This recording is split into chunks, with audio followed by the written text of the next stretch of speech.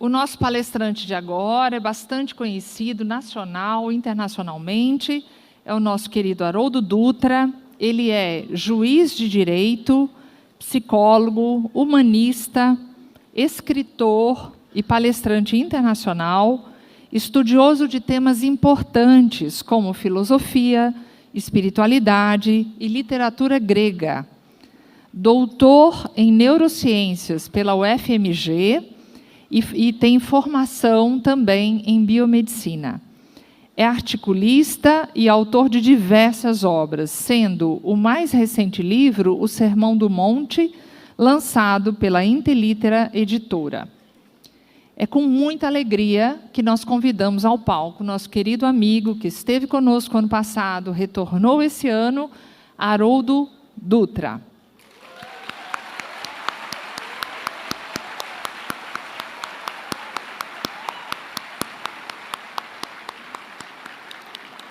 Haroldo irá apresentar o tema Neurociência e Espiritismo, caminhos para a compreensão do ser integral.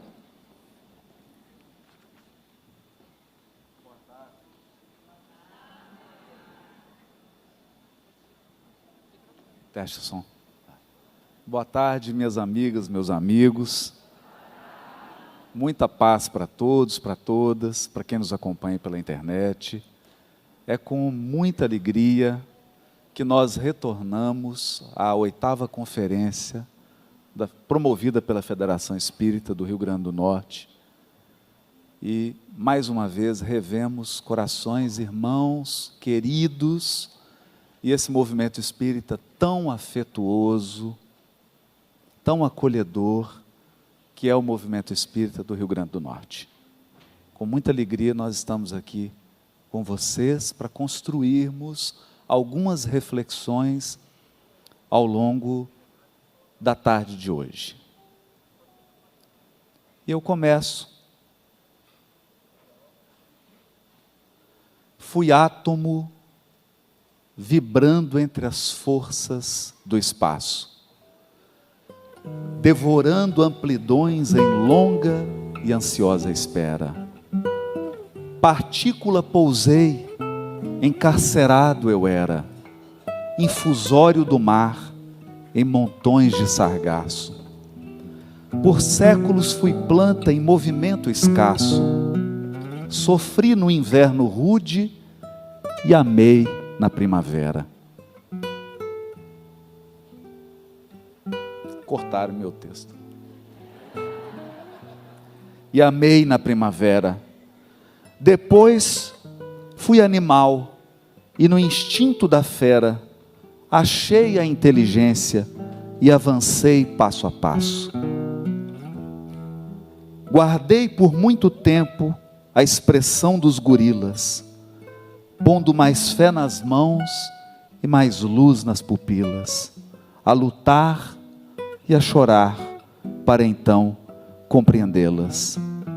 Agora, homem que sou pelo foro divino, vivo de corpo em corpo, a forjar o destino que me leve a transpor o clarão das estrelas. Agora, homem que sou pelo foro divino, vivo de corpo em corpo, a forjar o destino que me leve a transpor o clarão das estrelas. Nós nunca deveríamos perder essa mensagem consoladora da doutrina espírita, porque quando colocamos as nossas aflições, as nossas dores e o contexto do mundo atual nessa grande perspectiva da evolução das almas, uma paz invade o nosso coração e nós podemos concluir com segurança que, embora os percalços, os tropeços, os obstáculos e os desafios, uma felicidade sem mesclas nos aguarda no grande futuro da nossa evolução espiritual. E eu gostaria que todos nós guardássemos essa imagem da plenitude da evolução, da pureza espiritual da felicidade, como se fossem o sol e as praias de Natal.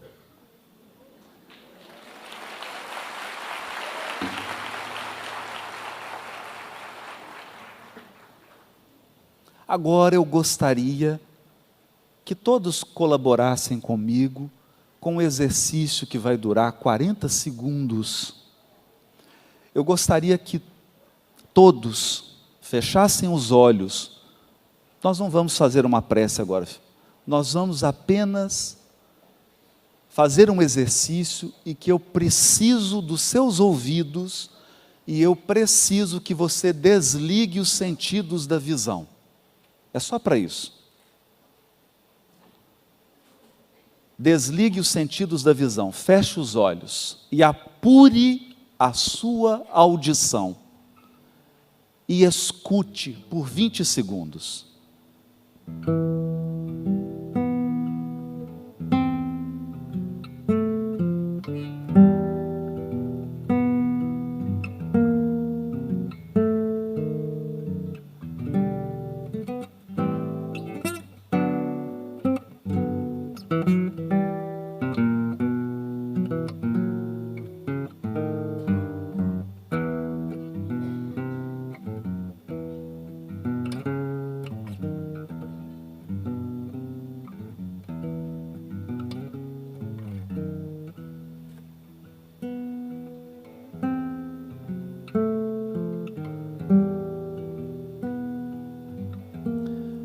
Agora, lentamente, abra os seus olhos, mas continue escutando. E eu quero que você observe atentamente o instrumento que está sendo tocado diante dos teus olhos. É importante que você integre agora o que você escuta e o que você vê. O que há de novo? Antes, você escutava os sons do instrumento. Agora, você pode ver que há um músico, um instrumentista, tocando as cordas, manipulando os recursos técnicos do instrumento, para que você possa escutar a melodia. Essa é a imagem que eu gostaria que todos nós conservássemos na nossa mente. Instrumento e instrumentista, violão e violonista, porque é exatamente esse o papel do cérebro nas mãos da mente espiritual. Você pode tocar o cérebro, você enxerga o cérebro, você examina o cérebro, mas a mente espiritual não lhe é acessível pelos sentidos físicos. Seria tolo da nossa parte imaginar que, se eu arrancar as cordas desse violão, nosso amigo querido Alexandre Siqueira ainda será capaz de transmitir a vocês os sons que ele acabou de transmitir. Seria muita ingenuidade da nossa parte se esse braço do violão se quebrasse e você ainda nutrisse a expectativa de que ele pode tocar esse instrumento. Nós sabemos que o cérebro também é um instrumento. E ele precisa de estar em condições fisiológicas saudáveis para que o instrumentista, que é você, possa tocar as cordas, possa produzir os sons, possa operar nesse instrumento. No entanto, uma grande ilusão toma conta da humanidade terrena. Nós acreditamos que o violão toca sozinho.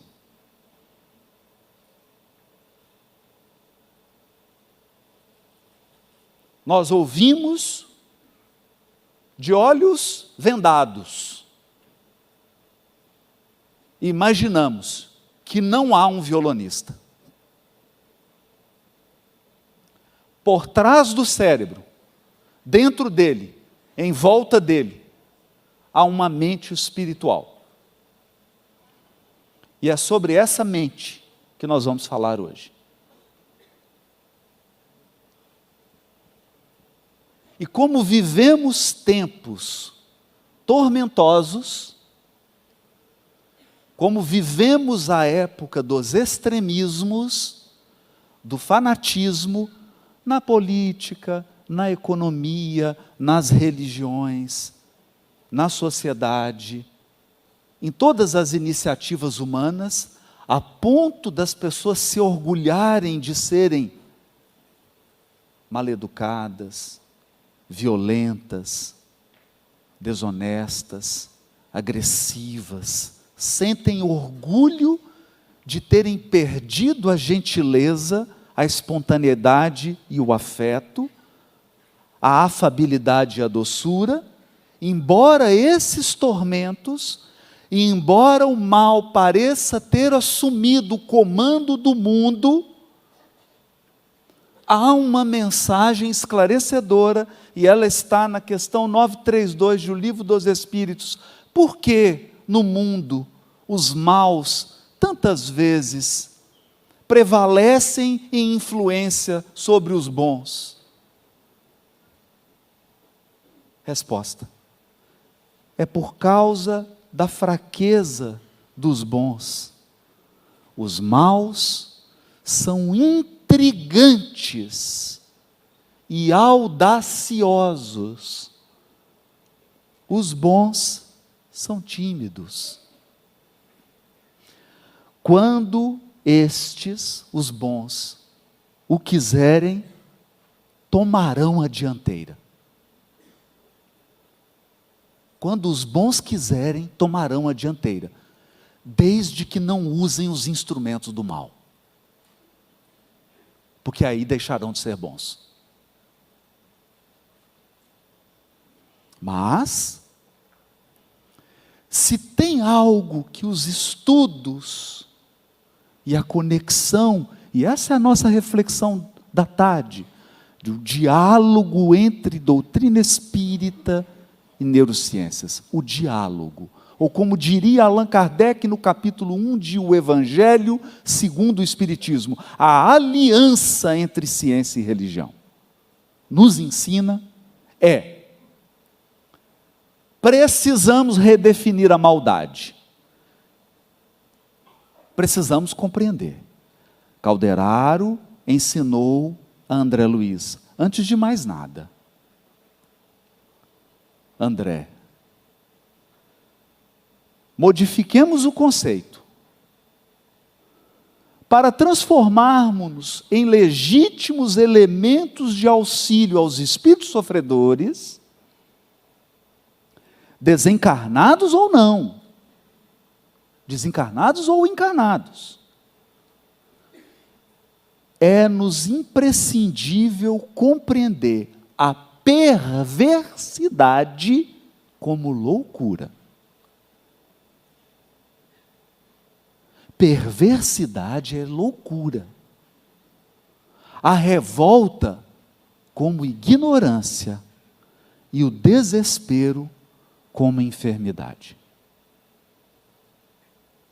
O quadro psíquico do mundo atual, o quadro psíquico de sofrimento do mundo atual é um quadro de perversidade, revolta e desespero. O desespero vai te levar ao suicídio. O desespero pode te levar à depressão. O desespero pode te colocar nos precipícios da ansiedade, do burnout, do estresse ocupacional e outros adoecimentos. O desespero. A revolta pode te tornar uma criatura ingrata. Pode te tornar alguém que não percebe o afeto, o amor e o amparo que te envolvem, desde os encarnados que te cercam até os amigos espirituais que acompanham a tua jornada. E a perversidade pode te transformar num exemplo de fera, de besta, capaz dos atos de maldades indescritíveis. Mas tudo isso é adoecimento. É adoecimento. Doente precisa de cuidados. Doente precisa de assistência especializada. Doente muitas vezes precisa de UTI, de internação. Mas quem lida com doente tem que perder todo tipo de ingenuidade, porque senão se adoece com ele.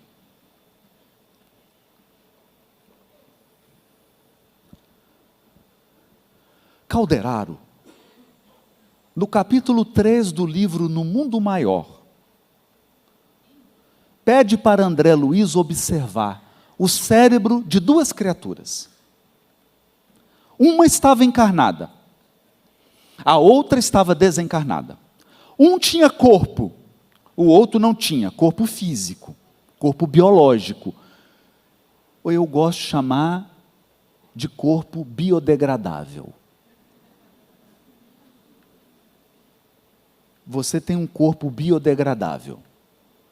Assim que você morre, a natureza recicla todos os átomos. Ela reaproveita. Os dois construindo uma teia de ilusões. O encarnado foi filho adotivo do desencarnado e matou o pai adotivo para ficar com dinheiro. Porque hoje a coisa mais importante do mundo é dinheiro. E se for preciso, as pessoas matam por ele. Então, Calderaro diz a André Luiz: examina o cérebro de nosso irmão encarnado. Seria uma aula de anatomia? Seria uma aula de anatomia? Teria voltado André Luiz aos bancos de estudante de medicina? E Calderaro então começaria a nomear regiões e explicar neuroanatomia e neurofisiologia? Não. Em seguida, Calderaro diz assim: observa a sinalização. Sinalização, comunicação. André, está acontecendo algo. Tem um tráfego, tem uma sinalização. Ou seja, tem um violonista tocando. Abra os olhos. Contempla o violonista por trás do instrumento. Ele está tangendo as cordas. Ele intencionalmente está manipulando o instrumento. Observa o fluxo da informação. Não te detenhas nas células, nas estruturas anatômicas. Enxerga um pouco mais. Então ele abriu os olhos. Assombrado, notei pela primeira vez que as irradiações emitidas pelo cérebro continham diferenças essenciais. Que irradiações? Não são só as irradiações do movimento das moléculas. são irradiações da mente espiritual utilizando o mecanismo. Cada centro motor assinalava-se com peculiaridades diversas, através de forças radiantes. Descobri, surpreso, que toda a província cerebral, pelos sinais luminosos, se dividiu em 3 regiões distintas. Nos lobos frontais, aqui, ó, a testa aqui, ó, essa região do cérebro. Tem alguém apagando a minha cola.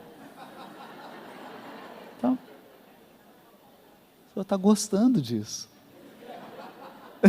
Estou brincando. Cada centro... Descobri surpreso que toda a província cerebral, pelos sinais luminosos, se dividia em 3 regiões distintas. Ou seja, não está falando de anatomia. Está falando de funcionamento. 3 regiões distintas. Os lobos frontais, as zonas de associação eram quase brilhantes. Do córtex motor até a extremidade da medula espinhal, a claridade diminuía para tornar-se ainda mais fraca nos gânglios basais. Nós vamos ver isso. Mas antes disso, teu cérebro é teu artesanato, teu cérebro é tua argila, teu cérebro é a massinha que está nas tuas mãos há milhões e milhões de anos. Você está moldando o teu cérebro. Então, se o teu cérebro hoje é um cérebro que exibe sinais de esquizofrenia, você gastou séculos para moldar. Se o teu cérebro hoje exibe elementos de demência, Alzheimer e outras questões que são estruturais, isso não caiu no seu colo de ontem para hoje. Você é herdeiro de você mesmo. Ninguém recebe cérebro de Papai Noel. Cérebro não cai no seu colo de presente, de surpresa. O cérebro é tua argila. O trabalho de ontem você prossegue hoje. E o trabalho que você está fazendo hoje você vai herdar amanhã. O cérebro que você vai receber na próxima vida é o cérebro que você está moldando hoje. Foi por isso que Calderaro disse a André Luiz: não somos criações milagrosas destinadas ao adorno de um paraíso de papelão. Somos filhos de Deus e herdeiros dos séculos, conquistando valores de experiência em experiência, de milênio a milênio. Não há favoritismo no templo universal do eterno. E todas as forças da criação aperfeiçoam-se no infinito. Você não recebeu um cérebro pronto, você está desenvolvendo ele há milhões e milhões e milhões de anos. O trabalho que você está fazendo com o seu cérebro hoje, o camundongo está fazendo com o cérebro dele. E não fique esperando que dia 25 de dezembro você vai receber um presente, um cérebro de um anjo. Não vai. O cérebro do anjo tem que ser moldado pelo teu esforço. E por outra coisinha mais que nós vamos ver aqui. Em verdade, Deus criou o mundo, mas nós nos conservamos ainda longe da obra completa, porque a gente acredita que Deus criou o mundo pronto. A gente acredita isso. Deus criou o mundo, já está pronto. O mundo não está pronto. Deus cria sementes e nos convida a ser agricultores, jardineiros, cuidadores. Nos conservamos ainda longe da obra completa. Os seres que habitam o universo ressumbrarão suor. O que é ressumbrar suor? É pingar de suor. Os seres que habitam o universo vão pingar de suor muito tempo para aprimorar. Para aprimorar. O mundo não está pronto mesmo, não. Somos criação do autor divino e devemos aperfeiçoar-nos integralmente. O eterno Pai estabeleceu como lei universal que seja a perfeição obra de cooperativismo entre Ele e nós, os seus filhos. É uma obra cooperativa. O teu aperfeiçoamento está em parte nas tuas mãos, em parte nas mãos de Deus. Só tem um detalhe: a parte de Deus Ele sempre cumpre. A tua, não sei, cada um responde no silêncio. Obra de cooperativismo. A tua evolução você não fará sozinho. Não fará sozinho. Por isso que Jesus disse para Simão Pedro: Simão, os afetos da alma são laços misteriosos que nos conduzem a Deus. Deus utiliza pessoas para tocar seu coração, utiliza pessoas para te conduzir, utiliza pessoas para te sensibilizar, utiliza pessoas para te corrigir. É obra de cooperativismo. Agora, não acredite que Deus faz tudo sozinho. Aí cabe uma piada de mineiro. 2 mineiros compraram um terreno, bem rápido, senão o tempo. 2 mineiros compraram um terreno igual, porque eram 2 irmãos, um com inveja do outro, e compraram terreno igual, mesmo terreno grande, dividido no meio. Só que um já estava nesse processo aqui de cooperativismo com Deus. Então o que ele fez? Pegou o terreno, ele cuidou, construiu a casa, fez um jardim, fez um pomar atrás, ficou uma coisa linda. E o outro? O outro ficou esperando só Deus. Depois de 2 anos, a casa do irmão estava pronta, pomar, jardim, a lindeza. E a do outro, só mato, cobra, escorpião, uma tragédia. Aí o irmão invejoso chegou na porta do outro e falou assim: mano, Deus foi bom contigo. Ele falou: mano, você tem razão. Deu sol, deu chuva, me deu saúde, mas vou te dizer uma coisa, meu irmão, você tinha que ver que porcaria que estava isso aqui só quando Deus estava cuidando.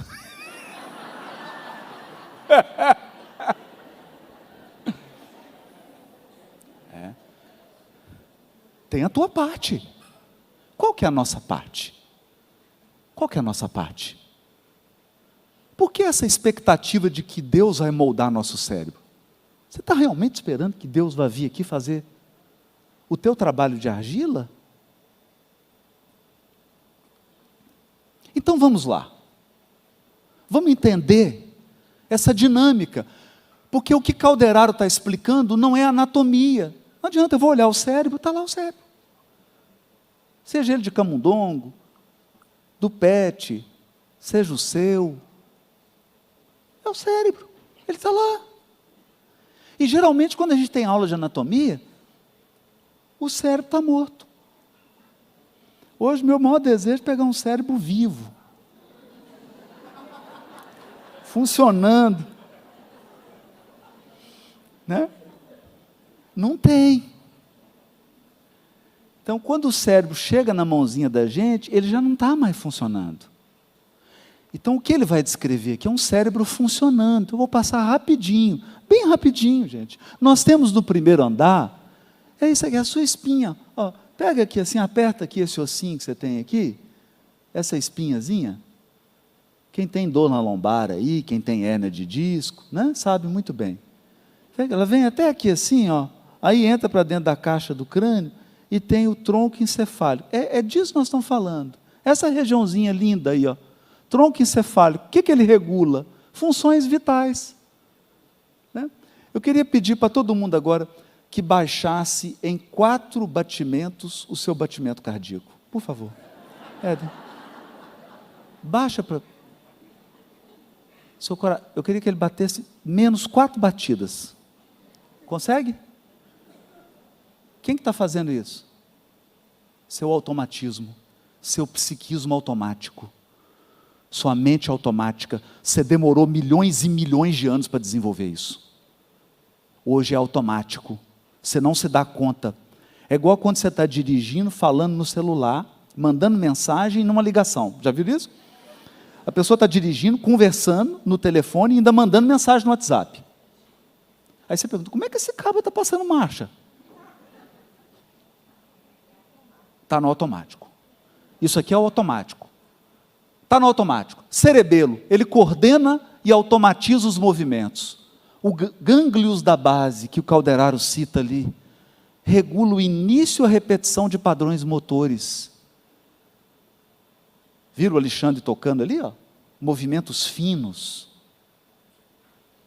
Essas estruturas estão ajudando. E o sistema límbico é o tema da Conferência Espírita do Rio Grande do Norte. Sentimentos e emoções. Sistema límbico. Emoções, que são os automatismos, e os sentimentos, que são as nossas construções peculiares. Estão ali, sistema límbico. Então veja, essas estruturas operam de forma automática, sem envolvimento da consciência deliberada. Você não sabe qual é a sua pressão arterial, até algo dar errado.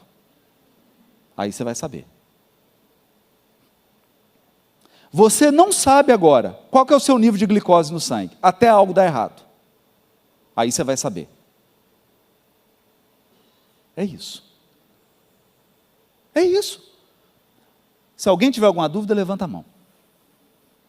Podemos seguir? O que isso significa? Que memórias, padrões motores, o repositório, você demorou centenas e centenas de milhões de anos. E acredite, o sonho do camundongo é chegar onde você está. O sonho do seu pet, embora a Tiffany, tenha certeza que ela já chegou. Lá em casa a gente tem dúvida se ela é um ser humano. A única que não tem dúvida é ela. Ela tem certeza que é um ser humano. Né? Então, há um tráfego. Há um tráfego. Esse é o primeiro andar. Esse é o primeiro andar. Vamos para o segundo andar. No segundo andar, aí já muda um pouquinho. Porque no segundo andar, nós já estamos falando do córtex motor. Parte sensorial e motora. Aqui não. Aqui é o seguinte. Eu estou parado aqui. Se eu quiser vir para cá, eu tenho que tomar uma decisão. Se eu quiser passar agora, eu tenho que tomar uma decisão.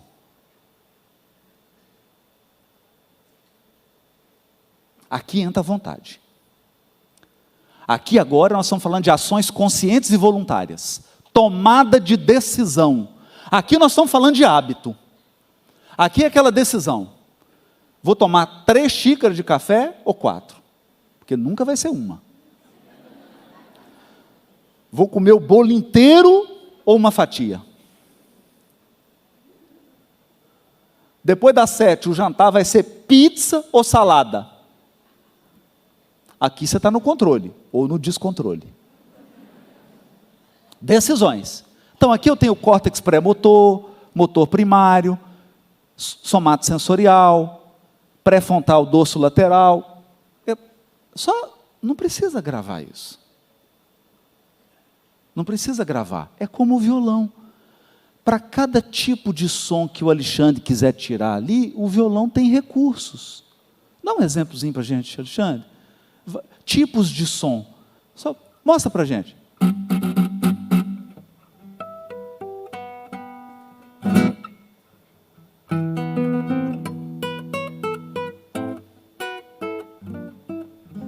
Viram? São sons iguais? Não.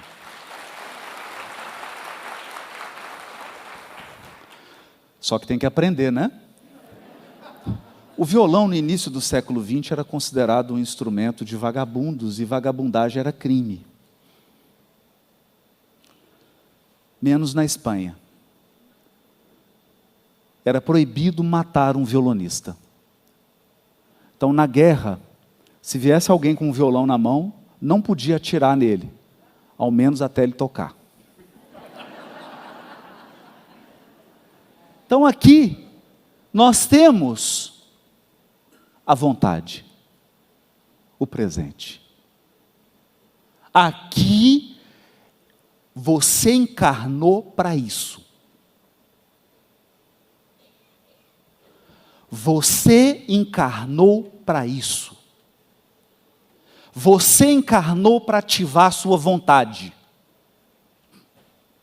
Você encarnou para construir novos hábitos. Você encarnou para tomar melhores decisões, embora as pessoas sejam as mesmas. Tem uma coisa engraçada na encarnação, eu ainda estou estudando. Quando você decide encarnar, todos os seus inimigos encarnam, e perto de você. Eu não entendi isso ainda, mas... Bom. Aqui que é o jogo. Esse é o jogo que você está jogando. Deixa eu te falar uma coisa. Eu sei que você está colhendo. Ninguém encarna sem ter algo para colher. E eu tenho notícia boa e uma ruim. Eu vou dar a ruim primeiro. Tem uma colheita dura para você fazer. Porque você semeou na insensatez. Quem semeia na insensatez, colhe chorando.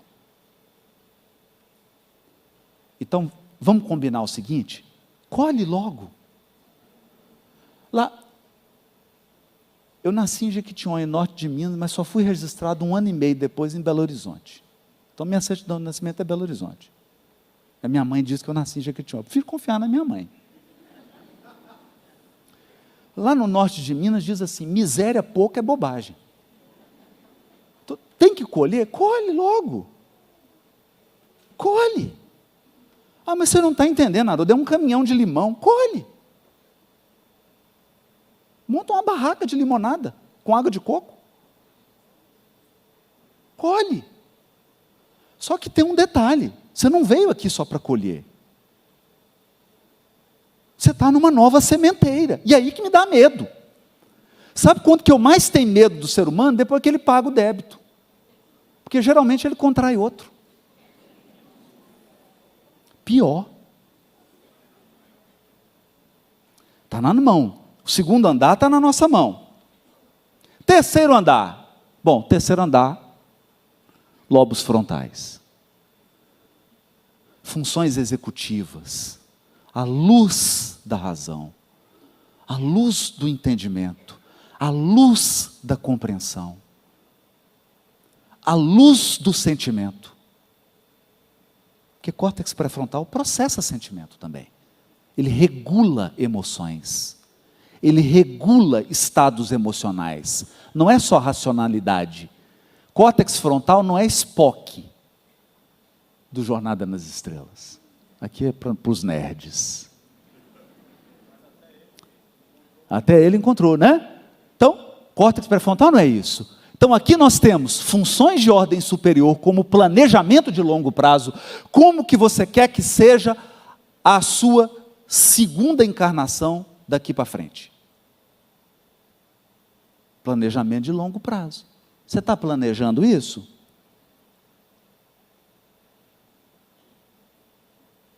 Quando eu pergunto isso, a maioria dos espíritas não estão planejando. Como que você quer que seja?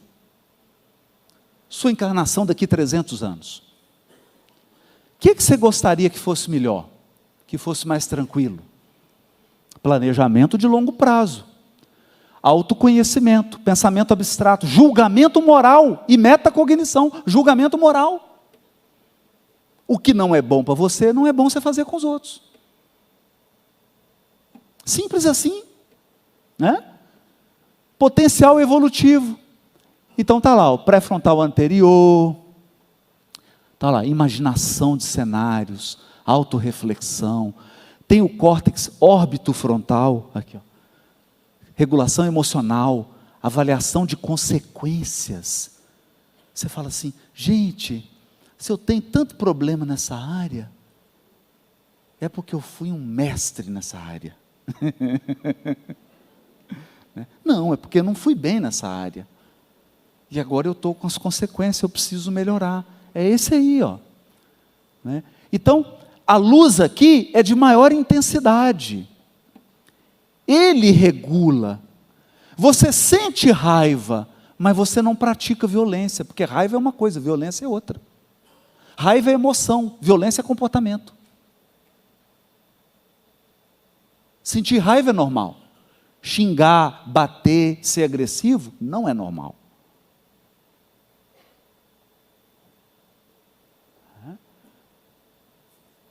E temos a síntese dos 3 andares. Então, qual que é a dinâmica? Porque isso aqui é dinâmico. Por que é dinâmico? Porque Calderaro está descrevendo a mente espiritual, ele não está descrevendo a anatomia cerebral. Ele está descrevendo modos de operação da mente espiritual, que conta com recursos, como o Alexandre conta com recursos. Se ele quiser afinar esse violão, levanta só um pouquinho, querido. Se ele quiser afinar o violão, ele vai mexer aqui, ó. É? Não, ele vai mexer aqui, ó. É aqui que afina. Afina aqui. Por isso que você tem regiões cerebrais. Você tem locais específicos para funções específicas. É um instrumento divino. Então, o que a gente aprende aqui? Que, embora separado por funções e por complexidades diferentes, esses 3 níveis operam de forma integrada. O cérebro humano não é tripartido, mas tridimensional em sua operação. Eu tenho passado, presente e futuro. Porque você não é só o que você é o vir a ser também. Parte de você é o que você ainda vai se tornar.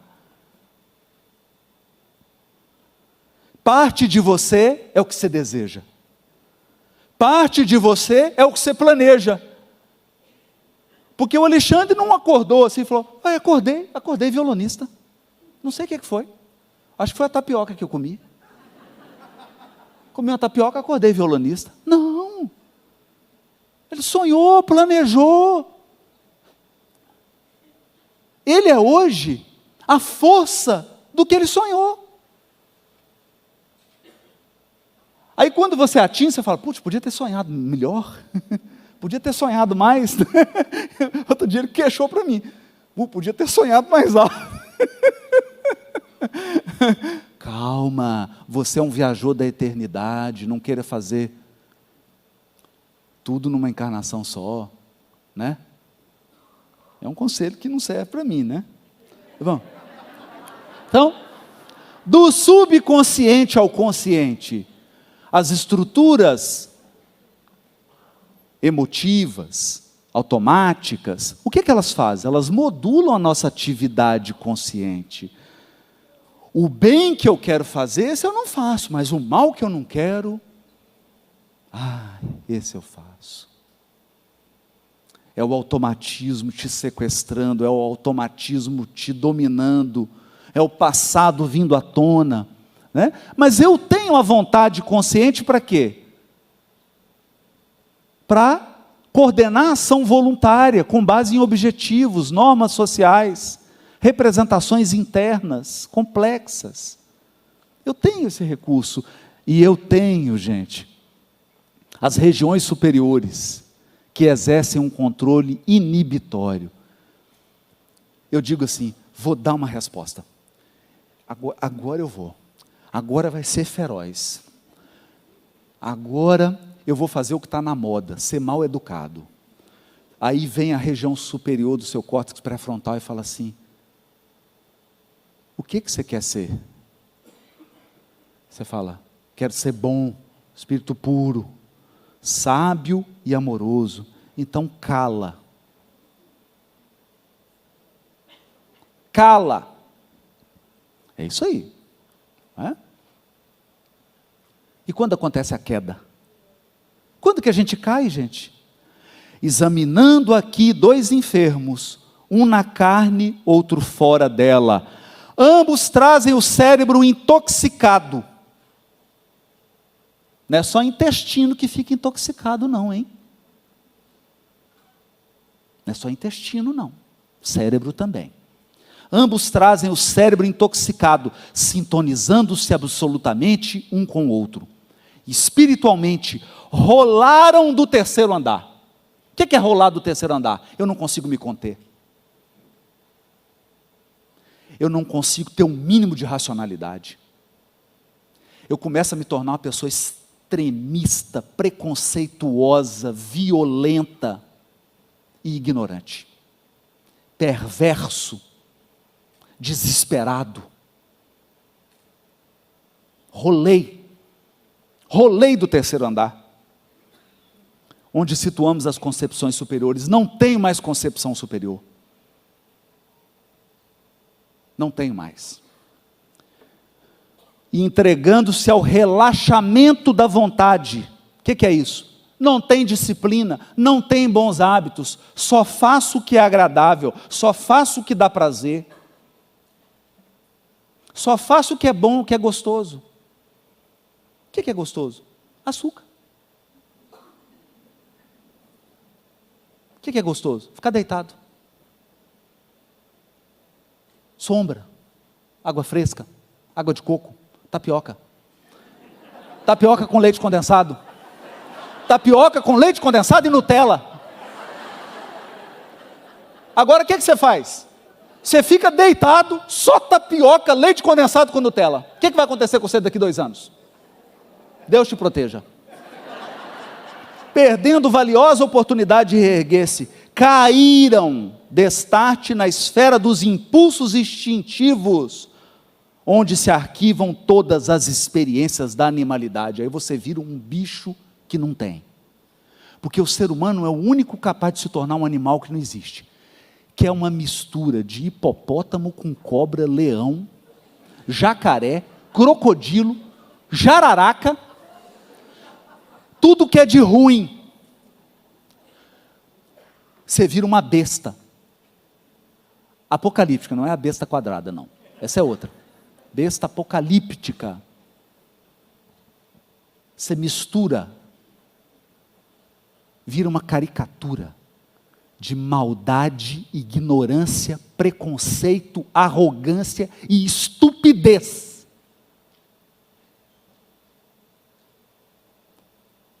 E ainda, consultando tudo no Google. Agora, olha o quadro dos dois. Ambos detestam a vida. Olha o sintoma aí. Ambos detestam a vida. Odeiam-se reciprocamente. Desesperam-se. E asilam ideias de tormento, de aflição, de vingança. Não, isso aqui não é política, é psicologia. Em suma, estão loucos, embora o mundo não lhes vislumbre o supremo desequilíbrio que se verifica no íntimo da organização perispiritual. Se está na organização perispiritual, significa que você vai morrer e o problema vai continuar. Você vai ser louco aqui e louco depois que você desencarnar. Perturbado aqui e perturbado lá.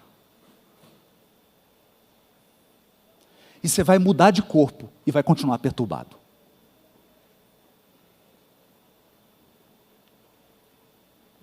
Bom, resumindo, eu gostaria que vocês olhassem para essa figurinha que está vermelha e amarela, né? O tronco encefálico é o vermelhinho, o amarelinho é o sistema límbico. Esse é o porão da individualidade. Ele é maravilhoso, mas você não pode cair nele. Se você cair nele, você vira uma besta apocalíptica.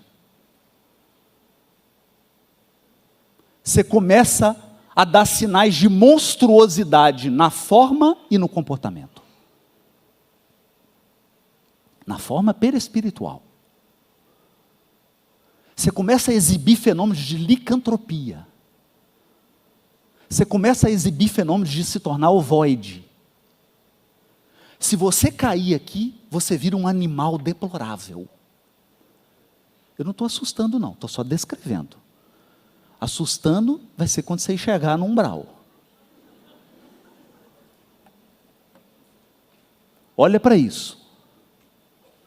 Olha para isso aqui. Olha para essa estrutura, estou colocando ela na frontal, na visão frontal. Olha essa figura aqui. Veja se te lembra isso.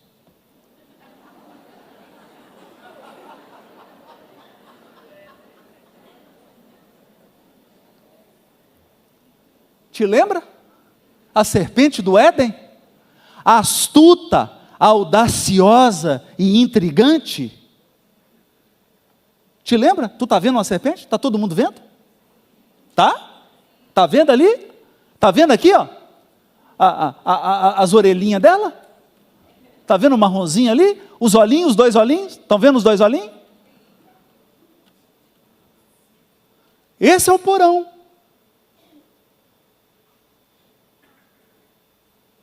Tronco encefálico e sistema límbico. Essa é a serpente bíblica. É isso aí, ó. Astuta. É a descrição dela em Gênesis 3. Astuta. O animal mais astuto de todos os animais do Éden. Esse animal vive dentro de você.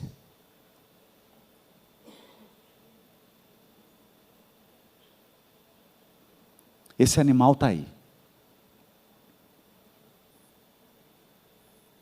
O que é que você faz com esse animal? Educa. Educa. Educa. Educa.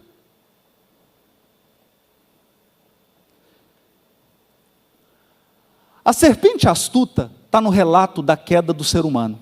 Entendeu agora a queda? Entendeu agora a queda? Então deixa eu te dizer uma coisa. Adão é córtex pré-frontal, Eva é o sistema límbico. Por isso que a serpente conversa primeiro com Eva.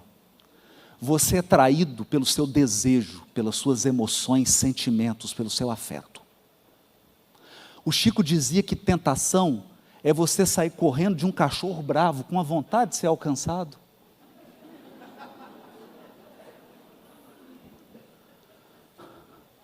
No relato da queda do homem, a serpente, Nahash. Nahash, 3.1. O mais, isso aqui é a tradução do que está em hebraico, tá, gente? Vranahash hayar michol hayat hasadeh asher hasa Adonai Elohim. Traduzindo. E a serpente era mais astuta que todos os animais do campo que o Senhor Deus havia feito. Porque é o seguinte, eu tenho um leão que abocanha. Mas quando o teu leão que está aí dentro, você já foi leão, leoa? Já foi? Já. Guardei por muito tempo a expressão dos gorilas, pondo mais fé nas mãos e mais luz nas pupilas, a lutar e a chorar para então compreendê-las. Você já foi leão. Só que na hora que o teu leão assume, ele é diferente do leão da savana africana. Porque o leão que está em você, agora, ele é astuto.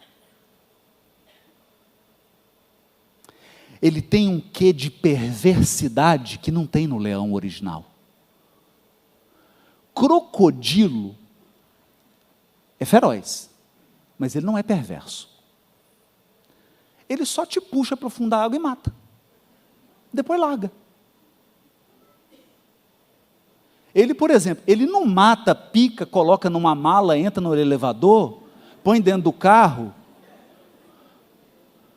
o marido picado. Não.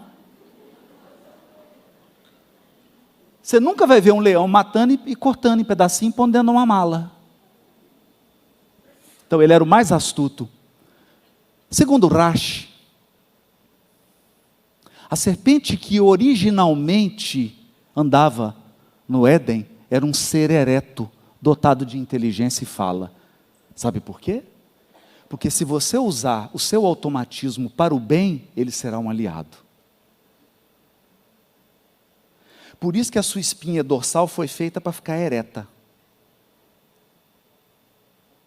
Se você te mantiver ereto, essa serpente vai lhe servir. Sede simples como as pombas, mas prudentes como as serpentes. Só que você tem que andar de pé, não pode andar de quatro.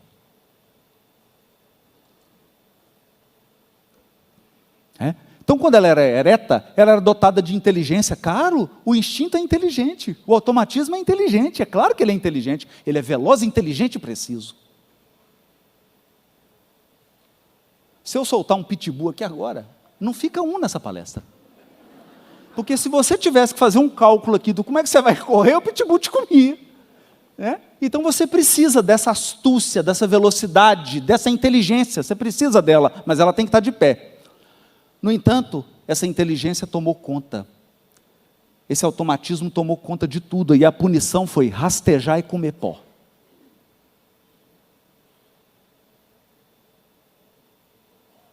Rastejar e comer pó. É triste você ver um ser humano rastejando e comendo pó. Eu estou usando uma metáfora, e você está entendendo isso. Você está entendendo o que eu estou dizendo.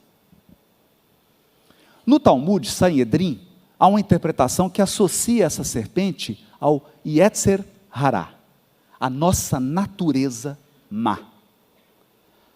Kardec chama Yetzer Hará de más inclinações. Qual que é a sua inclinação? Técnica de solução de conflito: bater. Não é isso? Como é que você resolve conflito? Dando soco.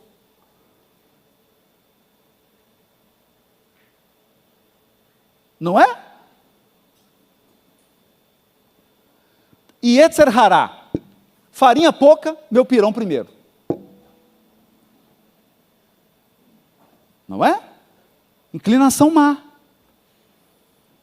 A inclinação humana à transgressão.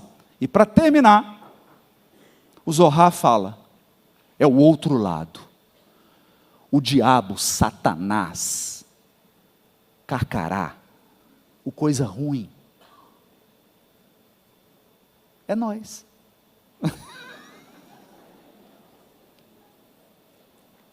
É nós. É cada um de nós. Quando despenca do primeiro andar para os porões da individualidade. Quando abre mão das noções superiores e da vontade e se torna um animal rastejante.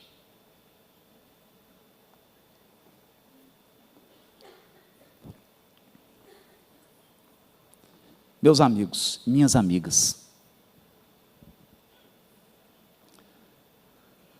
eu só trouxe isso aqui para dizer uma coisa.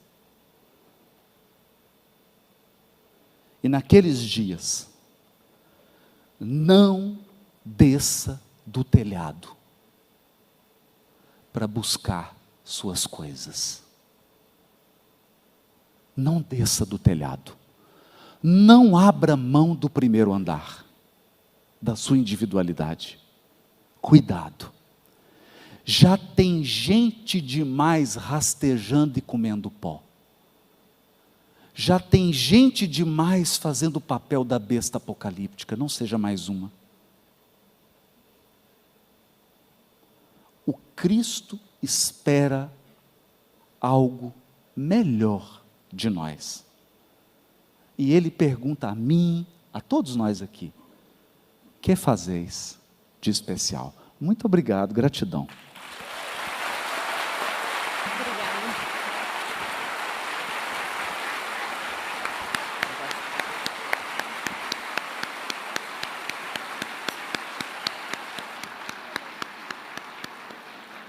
Muito obrigada, Haroldo.